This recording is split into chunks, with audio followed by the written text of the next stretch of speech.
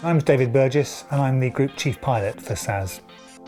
So night vision goggles, or NVGs as they're known, they look like a pair of binoculars and you wear them on a specially adapted helmet. They have a battery pack either on the back of the helmet or on the front, and they consist of two image intensifying tubes that amplify the available light and project pictures onto some small screens inside the goggles that you look at. Take quite a bit of adjustment, but once they're set up then you're good to go. You can then walk out and fly with them. And so in almost complete darkness you can then see what's going on outside. There's no focusing required and there's no adjustment to the brightness, it happens all automatically.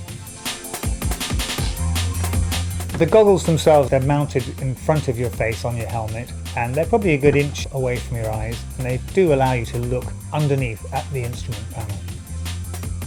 So as well as the goggles and a specially adapted helmet, you also need an adapted helicopter with special lights on the instruments that mean that they don't affect the goggles, and that's a bluey green colour that the goggles are not affected by. Also, to enable things to go on in the cabin that may not be NVG compatible, there may be medical equipment with red lights for example that would affect the goggles. We'll put a curtain up between the cockpit and the cabin.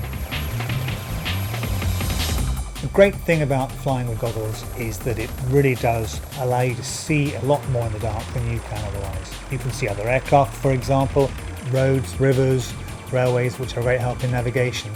You get a great view of the horizon, so orientation of the aircraft and orientation of yourself in space is very much easier than it is normally in the dark. Navigation is much easier. You can be absolutely certain of your position, and on a HEMS mission, for example, you can see and identify your landing site much earlier. You can plan your approach and you can plan the way you arrive at the scene in advance.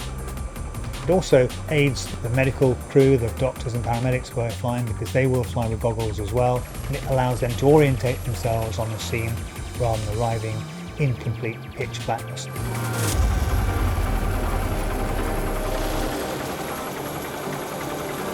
Things to watch out for with NVG: they do make obstacles quite hard to see, and of course if we're going to land we want to have a field that's clear of wires. You can only see those by day, but wires are very hard to see under goggles. To counter that, we do quite a lot of rigorous flight planning. We have the best obstruction data that we can before we fly. We'll plan very carefully where we're going to land.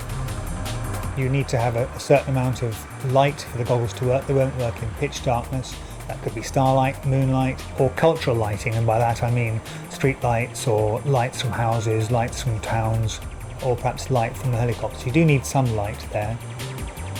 Some of the issues that we have with lighting, of course, when bright lights are shone at the goggles, the automatic adjustment means that the bright light will cause the goggles to shut down. It happens instantly, and as soon as you look away from that bright light, they open out again, and so you get back to full vision. But if we get car headlights, a bright torch even shining straight at the aircraft, straight at the goggles, then that will be a problem.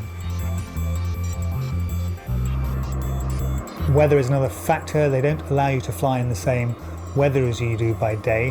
One of the problems is that they can lull you into a bit of a false sense of security, and you can find yourself pushing on into decreasing visibility. They will see through haze and mist to a certain extent, but then you'll suddenly find yourself actually in cloud, and then you have to have a backup plan for recovering. Another issue, of course, with the goggles is it's a bit like looking at the world through a pair of toilet roll tubes. It's a very reduced field of view. There's no 3D vision. You have to gauge near objects and far objects using other cues.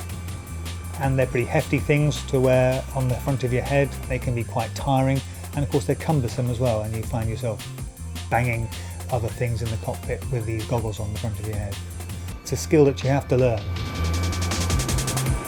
Night vision goggles in the HEMS world, it will allow us to take the aircraft into accident sites and into fields by night, not quite the same as we would by day, but almost.